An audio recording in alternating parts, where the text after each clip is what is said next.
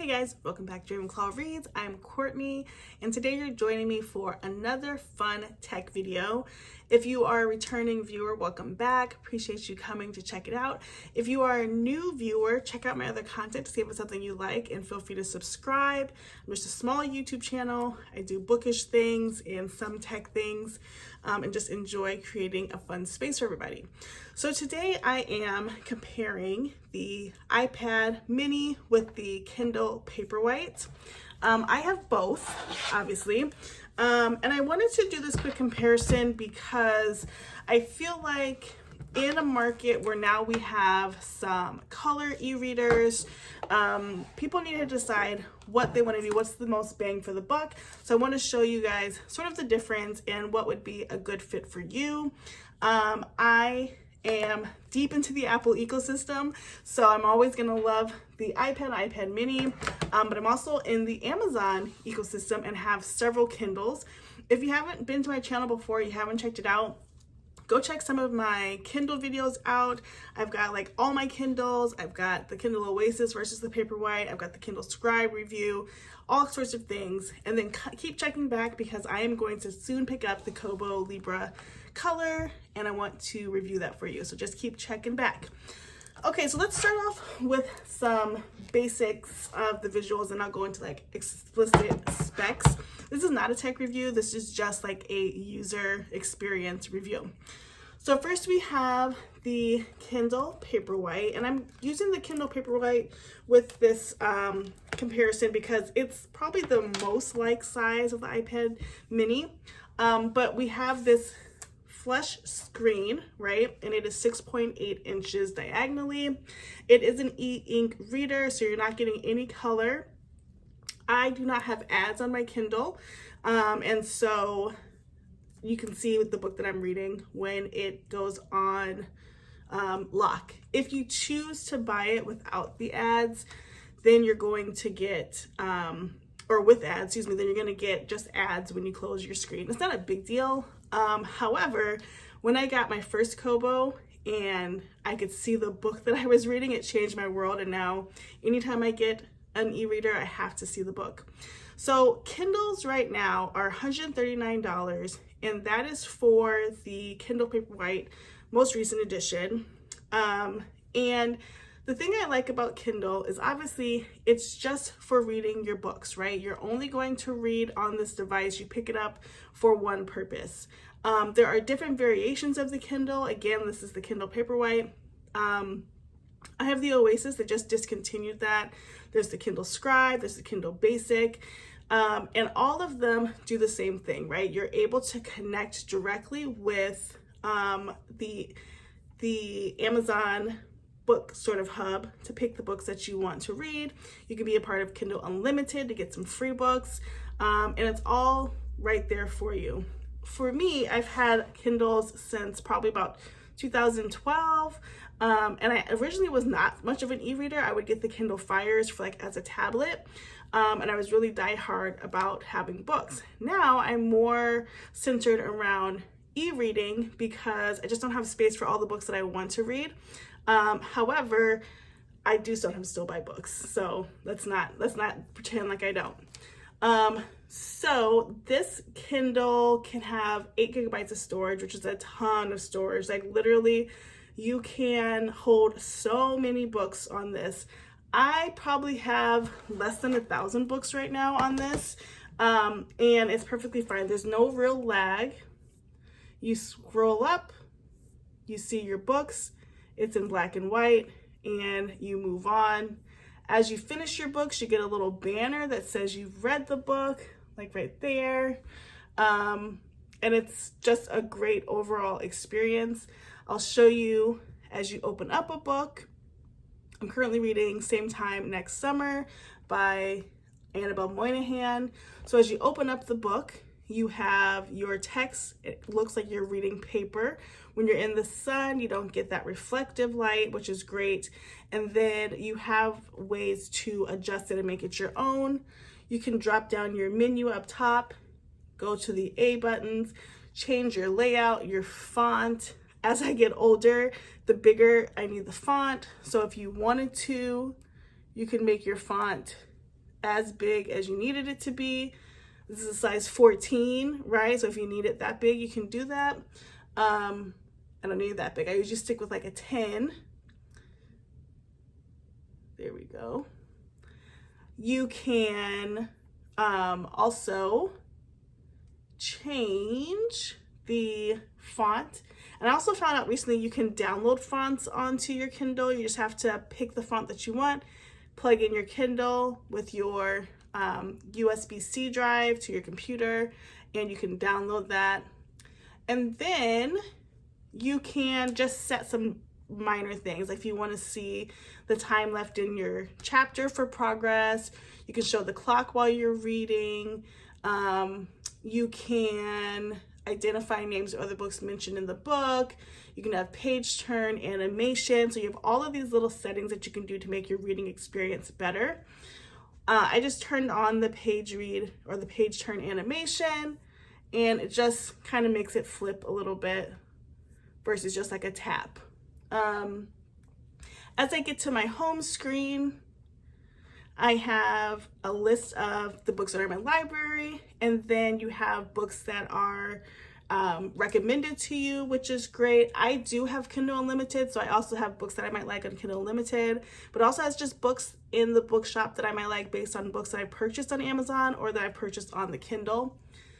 And then when you come down, you've got your different settings. One setting that's really cool, obviously, would be the dark mode. If you want to put your Kindle in dark mode. I personally don't do dark mode because it's already black and white. It just feels too dark for me, but you can do that. And then you also have the ability to turn on warmth and adjust your brightness. And warmth really is turning on more of a yellow tint. This happens, I guess, most people use this at night, so you don't have that reflective sort of light in your face. It's not a blue light, but it is brightness. I don't use it. The light doesn't bother me, so I just turn it all the way off. But again, you're usually just using this to read.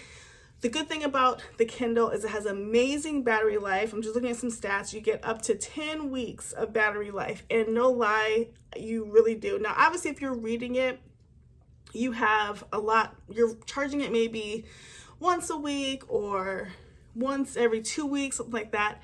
But if you just have a Kindle sitting idly, it literally can hold a charge for so long. I actually have the previous generation of the Paperwhite that I don't use as much, but just kind of sits in my drawer. I do charge it every once in a while to keep it alive, and that thing will hold a charge for like months. And so it's so good. I already kind of mentioned this, but this is a USB-C connector, which is great because most of our things nowadays are USB-C. And then you can also use Bluetooth on this if you want to listen to your audiobooks. You just have to hook up your Bluetooth speakers and it will play back for you. So those are the key components of the Kindle. Let's talk about the iPad mini. All right, next up we're going to talk about the iPad mini. I have the iPad mini 6. This is, what year did it come out? I think like 2021, 2022, maybe something like that. I have it in Starlight. I love the pinks, but this is the closest to that I could get. I have a couple stickers on it. I didn't show you guys my decoration on my Kindle. I'm all about the stickers, and I do stick them right on. Like, I'm just gonna keep this. I love pigs. I love pink. I'm not gonna change that. But I have a couple stickers on this. I do use a case for it. I use a folio case for it. But sometimes when I'm reading, it feels better not to have that, or if I'm scrolling on it. So on the iPad mini, you're looking at an 8-inch screen, right? It's like, well, 8.3-inch liquid retina screen. So it's diagonally, and you're automatically looking at color. Now, of course, this is a full-blown mini tablet device. So you are using the Kindle app. You have to actually download the app, go into Kindle, link your account, and then you're in. So on the app, I'll just bring it a little bit closer. You're gonna get this home screen sort of like I had on the Kindle. So I have books from my library up top, and then I have some recommended books like my recent purchases, series that I've continued. But then you have other things. Oh, Suri's on her grind. Let's turn her off. You have some other tidbits information that you don't have on the Paperwhite itself. So you have like your reading streak. So far I have been reading 210 weeks in a row, which is crazy, and 39 days in a row, which means that I probably had a paper book at some point and didn't pick up my Kindle because I literally read every day. And then you have just more recommendations for Kindle Unlimited, and all kinds of things that you might like. You also have a link to your list. So if you've created lists of books that you want to read, and then on the bottom, you can start exploring books where it's Kindle Unlimited, Kindle Vella, where it's the novella section, different genres. So that's your home. Then you have your library, which this part is the really appealing part to me because you have it all in color. Okay, so sometimes it's really great just to see the covers of your book. Although we try to deny it, most of us do pick books by the covers that they have. We judge them by the covers, and that's how we might buy or purchase them. And so I like to see them in color every once in a while. I also use my Kindle Fire for this, but for the iPad mini, you're looking at all of your titles in color, so you can decide what you want to read. Let's jump into the same book that I was reading on the Kindle. Let's see if I can. Okay, so you can find the book by searching same time next summer. You could do this on the Kindle as well, but you can see here everything that I have that comes up with that. So it has the same author, same time next year is similar, and then you have the other books by the author. So same time next summer, and wherever you are in the book, if you read it on your Kindle or on your phone or on your app, it's going to sync across devices. So that's really helpful, especially if you're switching between devices. I know lots of people might start on their Kindle and then switch over to their phone if they're on the go or their Kindle needs to be charged. So here's your book. Same sort of premise, right? You have the screen. The only difference is obviously this is a blue light based screen. So you're going to get that brightness. You're going to get that possible headache if you're reading it for a long time. I don't enjoy staring at the lights like that on this type of device, so I often go into dark mode, but I want to show you sort of just flipping the pages first. So just like the Kindle, you can turn the pages. I feel like the animation on the iPad is way better. It definitely feels more like you're flipping a book. Then you have that little turn feature, which is cute. And then the other good thing about using this kind of device is if you want to highlight a section, you can use a color to highlight. And if you're annotating your books, such as like mysteries or fantasy novels, you can really use an annotation system to highlight different things that are important to you throughout the story. I want to show you too. Can I go to dark mode on here? So within the app on the iPad mini, you can go to dark mode by clicking on, let's see, click the top of your screen, you click the A, you go to layout, and you're gonna click the color background you want. So for me, I would use a black background, which gives me white lettering. And for me, that works really well if I'm reading either on my Kindle Fire or on an iPad mini, because it doesn't seem so bright. And you still get all of the turn page functionality. It's still right there. You can also turn your book page like a green or a yellow if you want that. But usually I go between the black background or the regular basic white background. So I'm gonna go back to white just for ease of looking at it.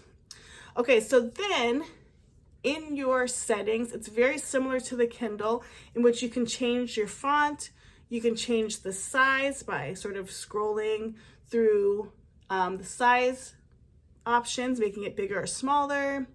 Again, you can change your layout.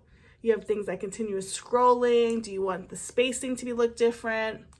And then you have your different themes, whether you want it custom, you want it a standard size, compact, or large, just depending on how you want your page layout to be, which is really helpful for people. They're trying to make this, whether you're reading the Kindle or using the app, probably like the most comfortable experience that you can have. And so they have so many options for you.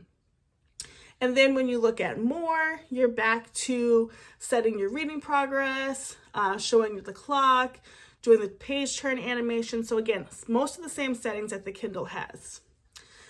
Just for some specs, you can start out on an iPad mini 6 with 64 gigabytes or 256 gigabytes. This is the 64 gigabyte one. Oh no, this is 256 gigabyte. I don't think I'll ever fill up 256 gigabytes, especially not with books. But the 64 gigs is just fine. We already talked about it's an 8.3 inch screen. You are plugging with USB-C on the bottom. You do have speakers. So of course, if you are going to do an audiobook, you can just do it from the Audible app. You wouldn't do it within Kindle. And then you have accessibility to use your Apple Pencil if you wanted to highlight or take notes. So it kind of becomes like a scribe in a way. And then you have the battery. So it's another tech device, right? So it's just like anything else. If you're using it, it's going to wear down. This says the battery is up to 10 hours on one charge, but really it just depends on how you're using it. My iPad mini obviously is a couple years old. My battery tends to die out a little bit more or a little quicker than I would like to. But generally, if you're going to use it day to day, I'm guessing you'll charge every night to keep that going. So this is kind of what that app looks like. And again, in the Kindle, you are opening straight to this sort of screen. And in the app, you have to download, get to this screen, and look for books that way. On the Kindle, you can buy books right from the Kindle. It links to your Amazon. On the iPad mini, you cannot. Unfortunately, you cannot buy through the app, but you can download Kindle Unlimited if it's a free book. Okay, so now the question is, which device should you get? And when I watch videos like this, I really just like when people are like, pick whichever one is best for you, because that's not what you came to the video for. I would say if you are a reader and you want to e-read, you should definitely pick the Kindle Paperwhite over an iPad mini. Number one, the Kindle is less expensive. Number two, you can purchase books and get them instantly right on your Kindle. Number three, you can just focus on reading when it is a reading time. There's also the Kindle Fire. If you really want color in your life, you can get the Kindle Fire for way cheaper than an iPad, and you can still get your color covers. Now, if you are using an iPad mini and you already have it in your possession, then you can definitely use the Kindle app and be fine. It's just like using it on your phone. Again, you're not getting the full Kindle experience, you're getting an app integration. I would say if you have the iPad mini already and you don't have a Kindle, then just read on your iPad mini. Don't buy another device. Use your pencil, highlight, annotate, do the whole thing. But if you really are sitting here wondering, should I get a Kindle or an iPad mini, I 100% recommend the Kindle for reading. You do not need an iPad mini for reading. And we have so many tech devices in our life. The iPad mini at this point is about the same size as our phones. No sense in getting duplicate devices. So that is my review and opinion on which one you should get. Feel free to ask any questions that you have about either device, something I didn't cover, questions. If you want my opinion on which one you should get even further, happy to answer them for you. As always, thank you so much for watching. Please like, comment, and subscribe. Don't forget to check out my other videos that I will link all about Kindles and other tech items. And we'll see you in the next video. Bye, guys.